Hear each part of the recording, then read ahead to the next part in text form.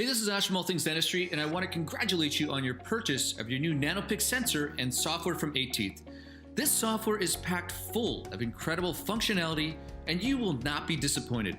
Walk with me as I show you some simple tips on how to use the software efficiently in your practice. Okay, let's get started with installing the software. After connecting the USB key, you can go ahead and click the installation application. You know, this program is super small, and honestly, it's as simple as 1, 2, 3 to install it by yourself. You know, the installation takes only about 3 minutes, and then we're ready to rock. All right, and now we're done. Okay, so here we are. We're into the software. You made it. It's such a great, simple, effective software to use. So let's just go ahead. I want to walk you through a couple things. Under File, this is how we close the software. Under Tools, this is how we set the environment. And under Help, there's a number of things. I really want to point out Check for Update.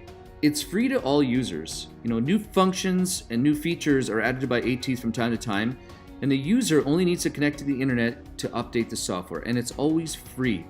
And then, so once the upgrade is completed, all you have to do is close the software. You can see we're already updated. Close the software and open again. You know, I really love this feature because no other software I've used actually offers this.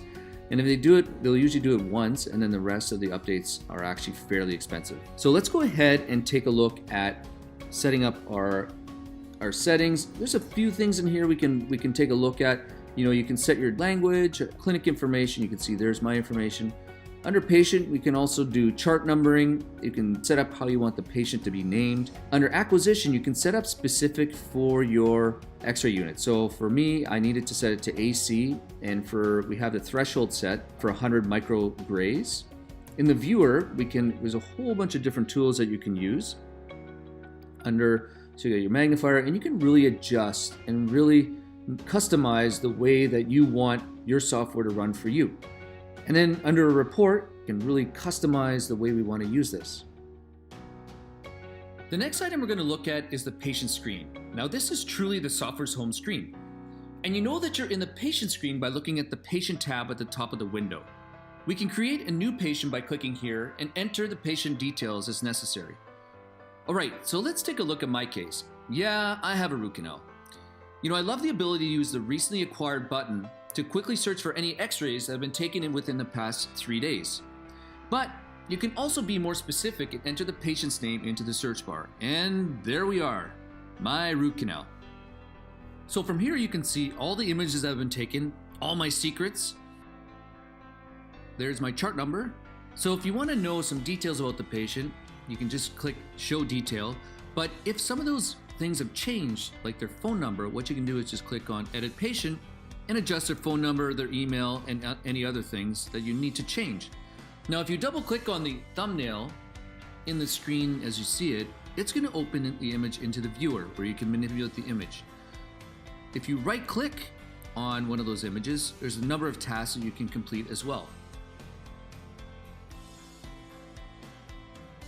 Well, let's get into the acquisition screen. So right up front, there's a large image preview where we see our image as it's captured.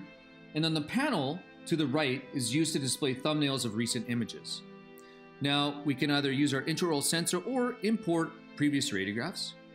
We can set up our teeth to be an adult or child. As you can see here, it changes it. And then we can image process using different filters such as endo, perio, restorative. There's a bunch of other buttons. We'll talk about those when we get to the viewer section. Now, we're going to take a radiograph on me, tooth number 26. And you know, the beauty of this program is that it's always ready for an exposure. So you can see here it's waiting and ready. But if you see the blue, it means that your sensor is disconnected and you need to reconnect it. Let's connect up our sensor and take an x-ray on a patient. That'll be me. The software lets you know if you've under or overexposed the sensor by providing you a color code value in the center of the preview screen. And of course, I cone cut the palatal root, so I had to take another one. And the average value is indicating green, so that means that we have the correct setting for the sensor. And all images captured are automatically saved to the database, so you don't have to worry about losing an image.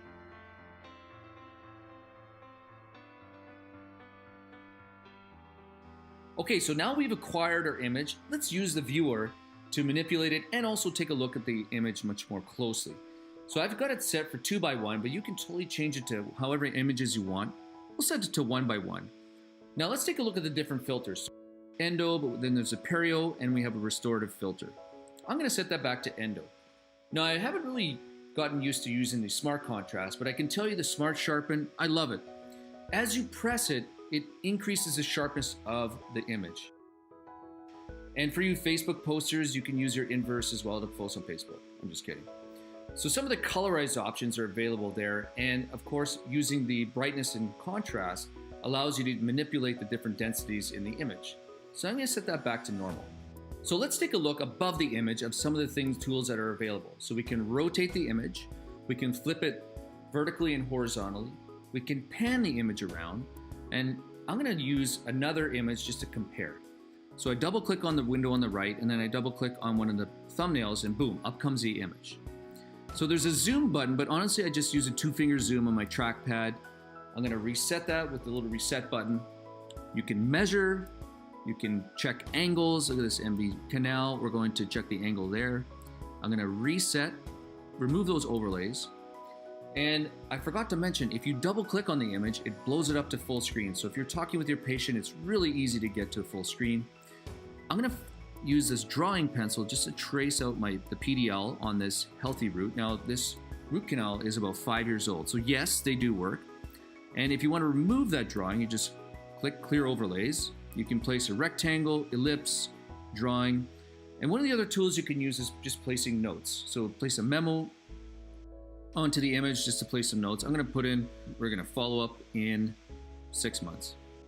So we can clear that off or leave it. We can take an image and send that JPEG, email it or save it. And then finally we can place a grid. Now, don't forget, you can, any of the images in the panel on the right, you can double click and up they come. In the report screen, we can create reports and automatically import our radiographs into that document. There are 3 different templates to choose from, and I can customize the reports according to my needs. Okay, so let's take a look at some of the functions. This is template A. It has an image on top and a text box below. And then template B has 2 images and a text box below. And then template C has 2 text boxes up top and an image below. I really like using template B. So it's really simple to use. I'm going to click on the box where the image is. I'm going to double click on the radiograph I want to put in there, and that's it. I'm going to cut and paste some text that I've already typed up, and voila, my report is done. So from here, I can save the report so I can access it down the road. I can also add a page to it. I can delete a page, and I can add an image box and a text box and customize the report to the way I need it. Let's load up another report that I've modified, and here you can see I have 3 image boxes, and it was really simple to do this. And that's how simple it is to use the report screen. I hope you found this tutorial helpful, and good luck.